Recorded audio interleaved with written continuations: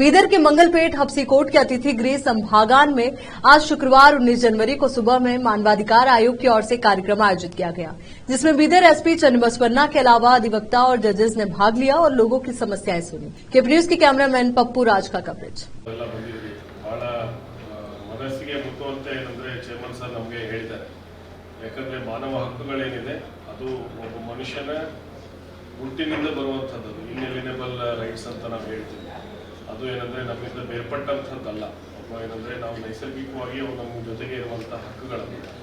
So ಈ ದೇಶದ ನಾಗರಿಕರಾಗಿ ನಾವು ಏನಂತಂದ್ರೆ ನಾವು ಸರಿಯಾದ ರೀತಿಯಲ್ಲಿ ಸಮಯಕ್ಕೆ ಏನಂದ್ರೆ ಅವುಗಳಿಗೆ ಉತ್ತರವನ್ನು ಕಳಿಸೋದ್ರ ಮೂಲಕ ಮತ್ತು ನಮ್ಮ ಹಂತದಲ್ಲಿ ಕೆಳ ಹಂತದಲ್ಲಿ ಅಧಿಕಾರಿಗಳು ಕೆಲವೊಮ್ಮೆ ಅದನ್ನ ಮಾಡಲಿಕ್ಕೆ ಆಗಿಲ್ಲ ಅಂದ್ರೆ ಮೇಲಿನ ಹಂತದ ಅಧಿಕಾರಿಗಳು ನಾವು ಅದನ್ನ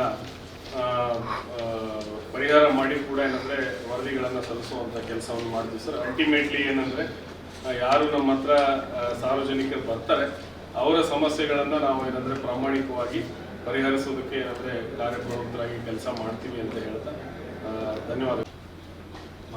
ರಾಜ್ಯ ಮಾನವ ಹಕ್ಕು ಆಯೋಗ ಇವತ್ತು ಬೀದರ್ ಜಿಲ್ಲೆಗೆ ಖುದ್ದಾಗಿ ಬಂದು ಎಲ್ಲ ಗ್ರೀವೆನ್ಸಸ್ ಇಲ್ಲೇ ಸಾಲ್ವ್ ಮಾಡೋಕ್ಕೆ ಇವತ್ತು ಅವ್ರು ಇಲ್ಲಿ ಬಂದಿದ್ದಾರೆ.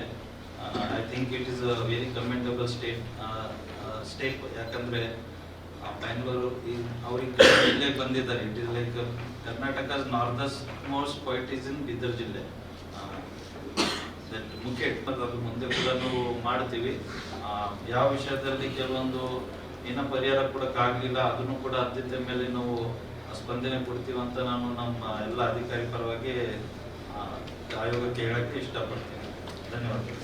ಎಲ್ಲ ಅಧಿಕಾರಿ ಮಿತ್ರರೇ,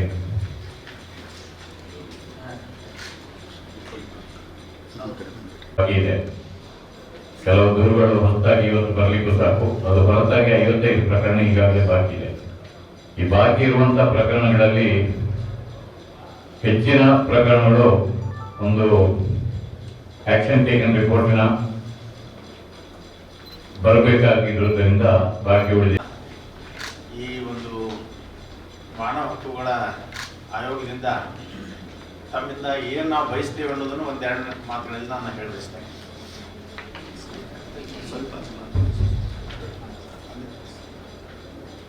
ಈ ಮಾನವ ಹಕ್ಕುಗಳ ಉಲ್ಲಂಘನೆ ಅಂದ್ರೆ ಏನು, ಮಾನವ ಹಕ್ಕುಗಳಂದ್ರೆ ಏನು ಅನ್ನೋದ್ರ ಬಗ್ಗೆ ತಮಗೆಲ್ಲ ಸಂಕ್ಷಿಪ್ತ ಕಲ್ಪನೆ ಇದೆ ಅಂತ ನಾನು ತಿಳ್ಕೊಂಡಿದ್ದೇನೆ. ಒಬ್ಬ ವ್ಯಕ್ತಿ ಸಮಾಜದಲ್ಲಿ ಗೌರವಯುತವಾಗಿ ಬಾಳಬೇಕಾದ್ರೆ ಅವನಿಗೆ ಯಾವುದೇ ಒಂದು ಅಂದ್ರೆ ತಾರತಮ್ಯ ಆ ನಂತರ ಅದ್ರ ಬಗ್ಗೆ ವರದಿ ಆಗಬೇಕು.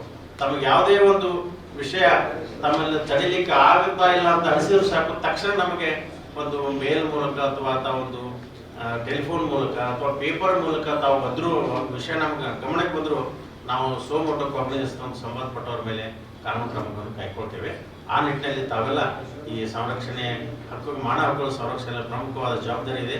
ಅದನ್ನು ಸರಿಯಾಗಿ ನಿಭಾಯಿಸಿ ಅಂತ ತಮ್ಮೆಲ್ಲ